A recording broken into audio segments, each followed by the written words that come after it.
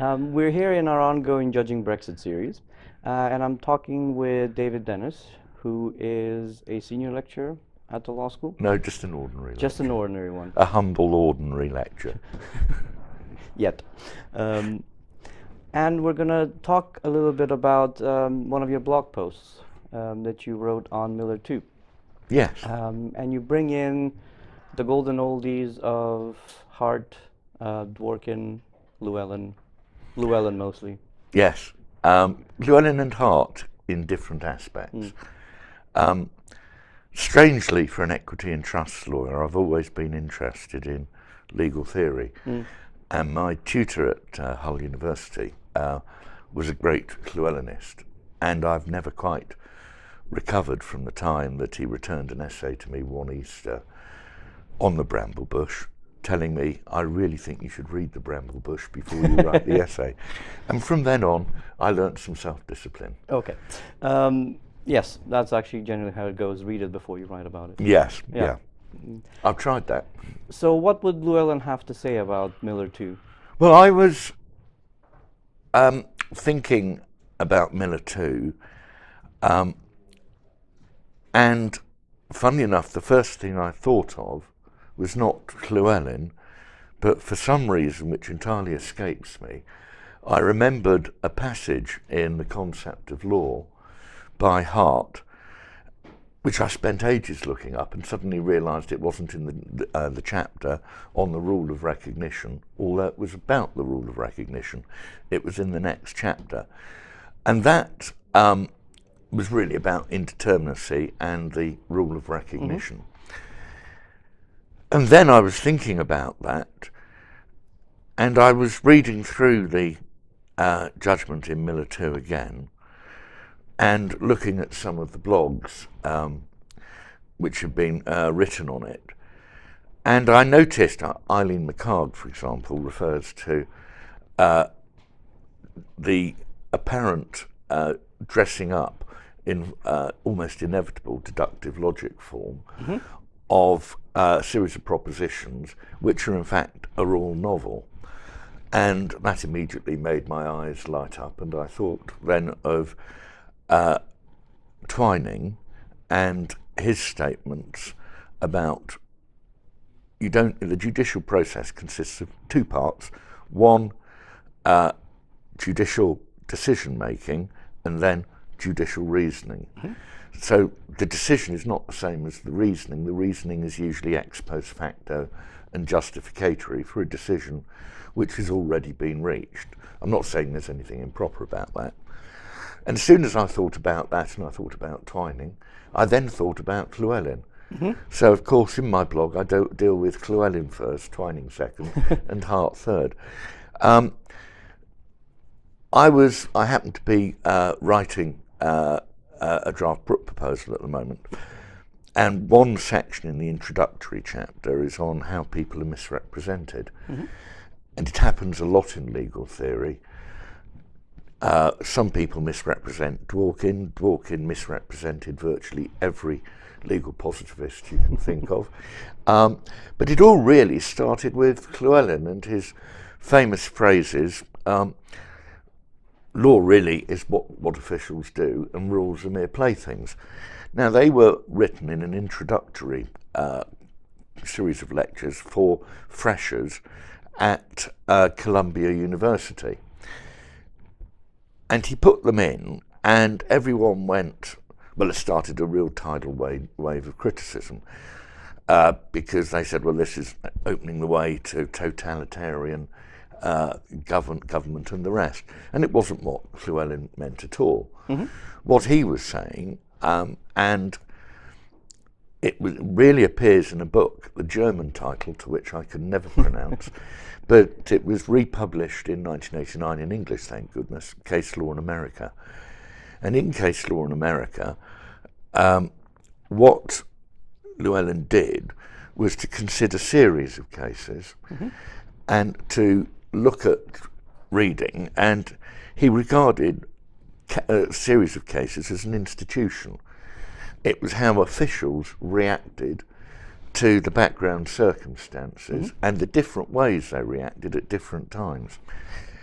And in addition to that, he took up a theme from the Bramble Bush, although the Bramble Bush was strictly written after the Case Law in America book, about how authorities, precedents are used, and the leeways of using precedent. So you never really apply a precedent, you either expand it or you contract it. And all that reason showed that actually that Llewellyn thought very seriously about rules. What he was really saying is ignore the paper rules in the books, read the cases, and look at each individual decision, because that's the source of the rule, and you'll find that a lot of different things can be said about any particular decision and how, if at all, you can formulate a rule about it. And that then sent me on back to Martin Loughlin's article, talking about a paradigmatic shift in Miller 2 between case law reasoning and constitutional principles and their development, which of course, as soon as you say the word principle, immediately sends you to Dworkin. Yep. And so it set off a whole lot of things going, and I'm hopefully going to produce an article, a much longer article than the blog. So in answer, that's a very long answer to your first question, and in fact I came to the subject of the question last. As you do. As you do. So what's the tension between Dworkin and principles and Llewellyn and Hart? Well, Llewellyn and Hart are both avowed anti-formalists, contrary to all the stuff you read about Hart, etc. But they talk about rules. They talk about them very differently. And when Hart uses the term rules, he actually meant to include principles, which you can see at the beginning of, I think, chapter 5. And something which he developed much more when, after the model of rules had been published by Dworkin, and then Hart referred to it in the postscript. And it caused Hart a lot of difficulty because he meant to do the postscript in two parts, one dealing with Dworkin and the rest dealing with other critics, most of whose points he thought were valid, but he didn't think Dworkin's points were valid. So he spent all the time writing about Dworkin and never got round to the critics he agreed with. And people, I think, worked out a lot of resentment on that in this continued exchange of informed discourse between legal theorists.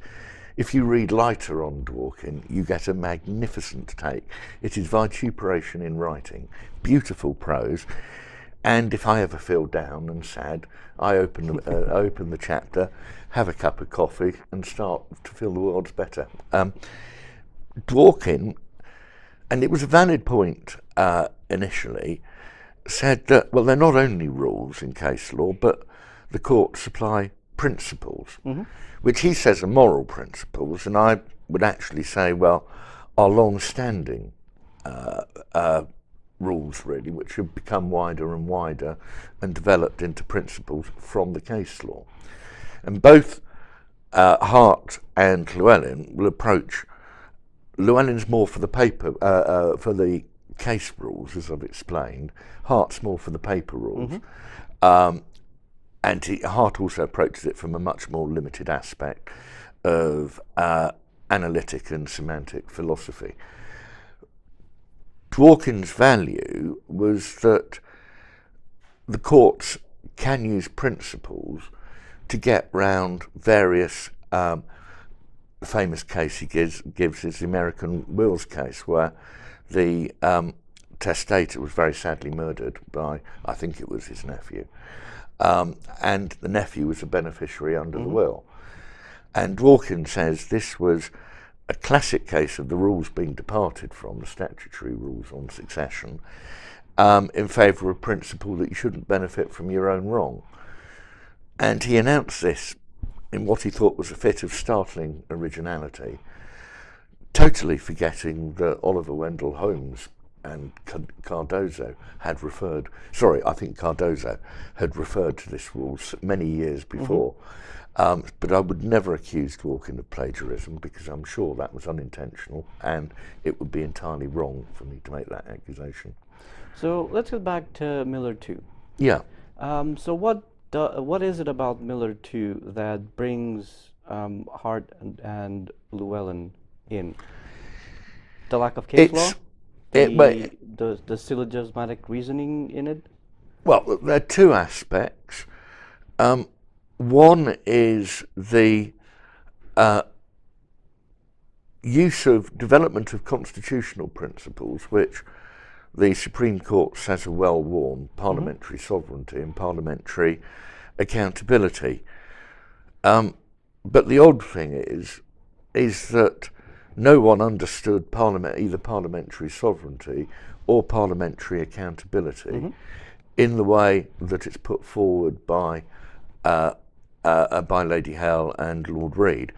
Now, I mentioned Eileen McHarg, and that she gave the account of Miller 2 as novel reasoning dressed up in inexorable logic. Well, there was nothing logical about the extension of the principles, because so far as I can see, and with the greatest respect to the Supreme Court, I always bow in obeisance when I mention the Supreme Court,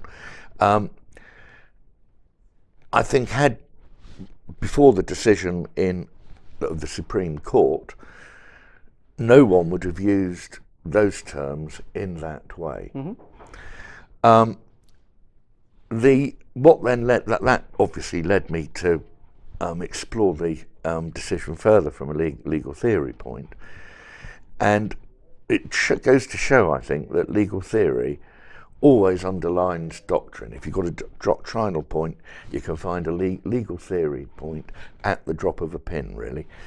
And one of them was how they talked, for example, about the ostensible approach of the scope and extent of deciding the scope and extent of a prerogative power. That is justiciable, but not the exercise of the power. But when you go through and follow the logic, there is no logic in it, because in fact the distinction collapses half the way through the judgment. So whenever something looks logical, always think twice about it, because something is very rarely logical in the sense of the term logic that most people use was deductive reasoning. Apart from the fact there was inductive reasoning and the use of analogy, and I go back to inductive reading because Conan Doyle made a very bad mistake. He put forward Sherlock Holmes as a great use of deductive logic. It was pure inductive logic. Whenever anyone describes something as logical, if you go through it, you can almost find, you'll certainly find out a fault in the purported syllogism. But I've never believed case law is about logic anyway. Go back to the distinction I drew between the judicial decision making and judicial reasoning. Then go back to Joseph Hutcheson, who's an exact contemporary of Carl Llewellyn, who comes up with the judicial hunch and says, what you do is you make your decision and then you dress it up as a justification. And Cardozo said, was it Cardozo or Oliver Wendell Holmes, who said, you can always find authority for the decision you've reached. Well, that's why, if you're going back to Oliver Wendell Holmes, he wanted to have this sort of, not the realist, but the scientific approach to the law. Yes. In the sense of, look at what all the cases say, that might be the right thing to do. That's where I would depart from Oliver Wendell Holmes. But in another thing, going back to the tension between judicial reasoning and judicial decision making, courts are often sort of thrown in that they are illegitimate lawmakers. Yeah. In that sense. So what would you say to defend them? Well, it's very simple, really. Mm-hmm. Going back to what I said about how Llewellyn talked about the leeways of precedent and how they're never applied, really. They're expanded or contracted. And that's because the facts of most cases, reported cases, can always be distinguished. And Llewellyn was great at pointing out, together with Oliphant and other legal realists, the underlying factors of a case, which are often unspoken in the judgment. You might say the underlying unspoken judgment as such, in that it was never put in these terms, is that Boris Johnson behaved as a rotter in proroguing Parliament. Now, I think it's a much more complex situation than that, clearly.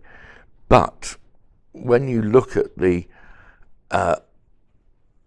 when you think back about lawmaking, and there is a serious point, and this is a hard point about lawmaking, but lawmaking takes place, always has, by judges. It's part and parcel of judging. It's not being an activist judge. Sometimes it's more startling than most. For example, Donoghue and Stevenson in this country, and Lord Atkins' famous judgment. But what Llewellyn was pointing out was the continual expanding and contracting of rules to fit the case. So I'll ask you this question: if judicial lawmaking is always happening, so what is it that constrains it? Because Parliament works within procedures. It works with over 500 parliamentarians.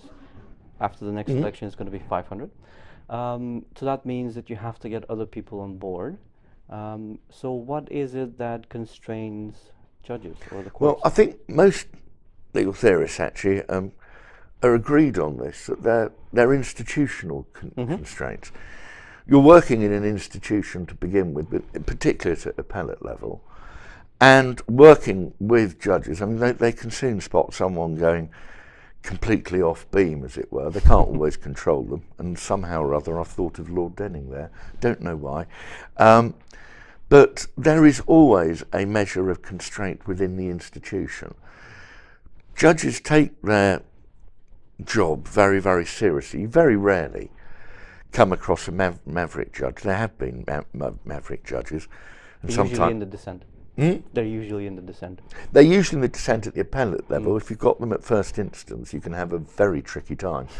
But because of that, Llewellyn's quick to point out that what most courts do is actually try to seek justice. That's the impulse, however weak or enfeebled it may appear, and you may sometimes not even see it. But there is that impulse within the judicial system to achieve justice. And I think most judges I appeared of at first instance really saw the justice of the situation, and then everything slotted in round that.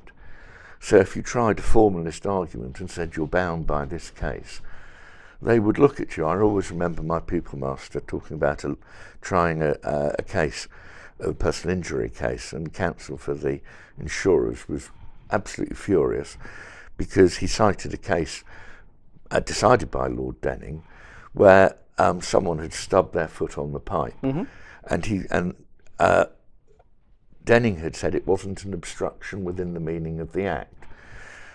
And the judge said, well, with the greatest respect to Lord Denning, if I'd stubbed my foot on the pipe, I would have considered it an obstruction. And there is that element of common sense. Sometimes it can be exaggerated. But there's nothing inherently bad about lawmaking, and it is constrained. You've got all kinds of forces looking on you. You've got your fellow judges, even if you're not in an appellate court, and you want to appear a respectable member of your impression. Thomas is a writer, Ed Thomas, a New Zealand retired judge now, who sets out a lovely chapter on judicial restraints. But Llewellyn, Hart, Thomas, and many others all have, and Hart particularly when he starts talking about discretion, they all talk about restraints. The restraints of the surrounding situation you're in. Please continue. The other thing, talking about Hart, is that you can take this to the indeterminacy point as well, because everyone thinks fondly of the Supreme Court seeking to set out constitutional principles. But there's a very odd thing about this, because they are going back to Laughlin's phrase of a paradigmatic shift between case law reasoning and principles in Miller. They're developing principles which no one had heard of until the decision in Miller 2. And that's what set me up in relation to my thoughts along in the train along to Hart.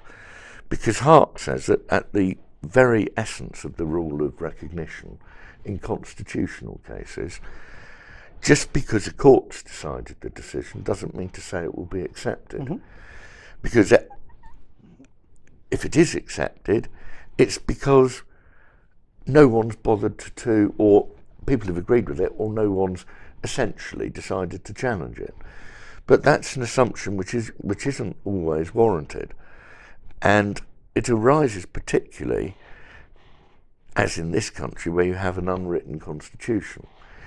Where you have a written constitution, the bounds of the constitutional court are decided more or less generally, but obviously constitutions evolve, etc. But they're decided more or less generally by an agreed political process in setting up the constitution in the first place. Well, depends. As you said, they evolve, and mostly they evolve by somebody pushing on the limits. Yeah. And they evolve in the sense that the courts themselves are eager to push their limits. Yes. In that sense. But the biggest difference between the unwritten and the written constitution is that in written constitutions, there's a document you get to point at. Yes. When you justify your decisions. Yes. Rather than in here, there are conventions and there are precedents, and then there's custom. And we did it this way last time. Why shouldn't we do it again this time? But to wrap up the talk, I actually wanted to finish on something that you wrote in your blog, which is when it comes to the acceptance of judicial lawmaking, or that this isn't the end of the decision, and that is that nothing succeeds like success. Yes. And it succeeds if it gets accepted. That's right. Yeah. All I'm saying is that there's no given that the principles in Miller will survive intact for any significant period of time. Parliament can always come back and just overturn the decision. Yep. And that's why I refer to